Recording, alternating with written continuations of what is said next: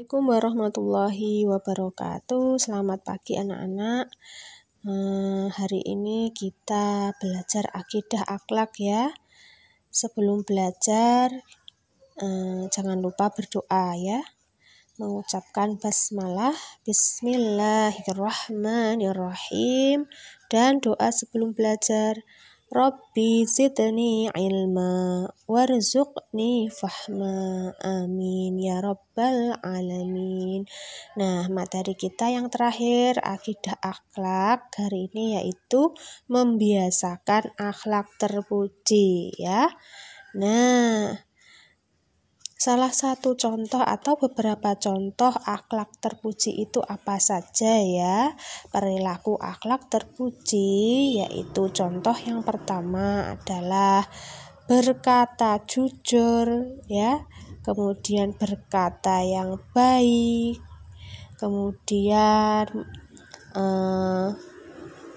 mengedepankan budaya antri ya.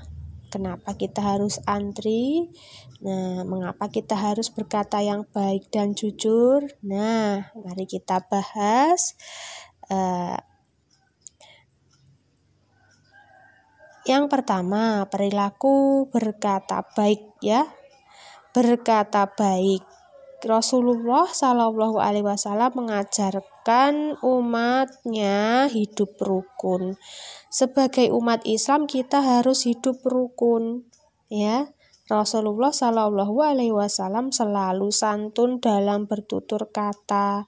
Berkata baik dapat menjaga hidup tetap rukun, ya.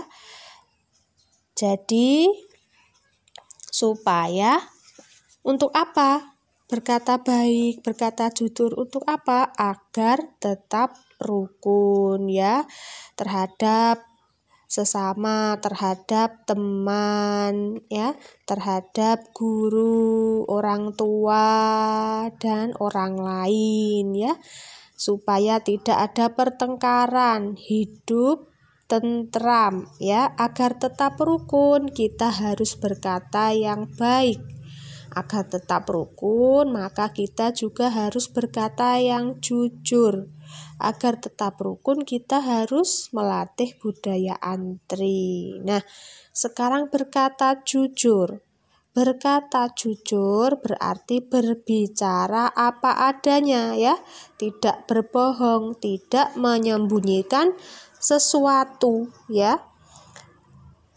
Anak yang jujur akan sesuai antara apa yang dikatakan dengan yang ada di dalam hatinya. Artinya tidak menyembunyikan sesuatu. Apa yang dikatakan ya sesuai dengan apa yang ada di dalam hatinya ya. Rasulullah selama hidupnya juga selalu jujur. Sehingga banyak orang yang senang kepadanya. Lawan jujur adalah berbohong ya. Maka kita harus mempunyai akhlak yang terpuji ya, yaitu berkata jujur seperti yang dicontohkan oleh Rasulullah. Cara membiasakan kejujuran diantaranya yang pertama berbicara seperlunya. Yang kedua, membicarakan hal yang baik, menghindari bicara yang buruk ya. Yang keempat, berdoa menjadi orang jujur. Jadi kita harus senantiasa berhati-hati menjaga lisan kita dari kata-kata yang buruk, bicara yang buruk ya. Bicaralah yang baik-baik ya. Alasan membiasakan berbicara jujur adalah dapat menyelamatkan diri dari sifat tercela dan dapat menyelamatkan orang lain dari keburukan ya.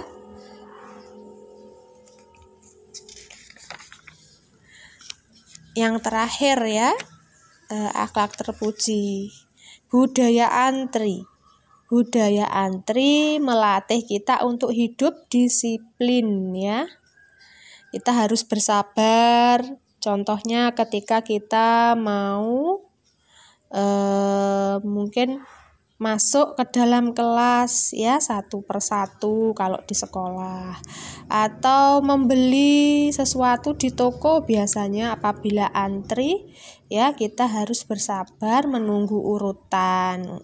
Kemudian sebelum masuk kelas ini contohnya ya, sebelum masuk kelas siswa diharapkan antri satu persatu ya.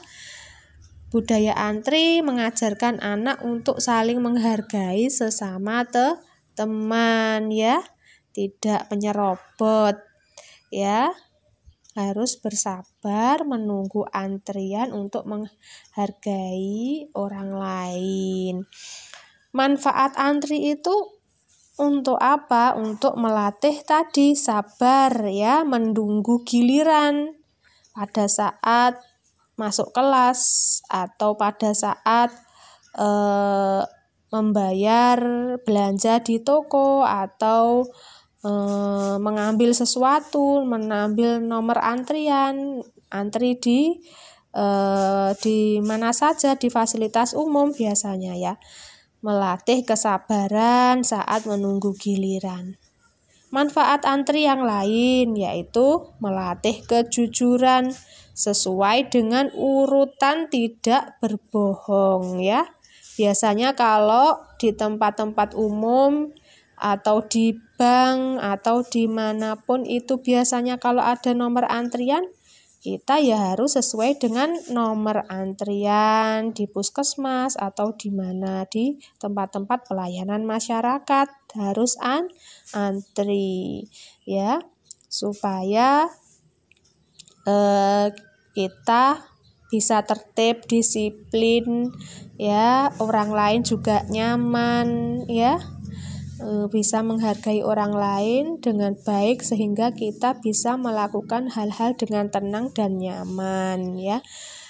Yang lain, manfaat yang lain yaitu melatih disiplin antri dan tepat waktu apabila ingin cepat selesai.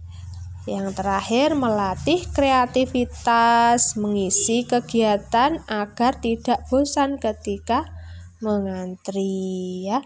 Nah, itulah beberapa perilaku sikap ya yang perlu kalian terapkan dalam kehidupan sehari-hari ya.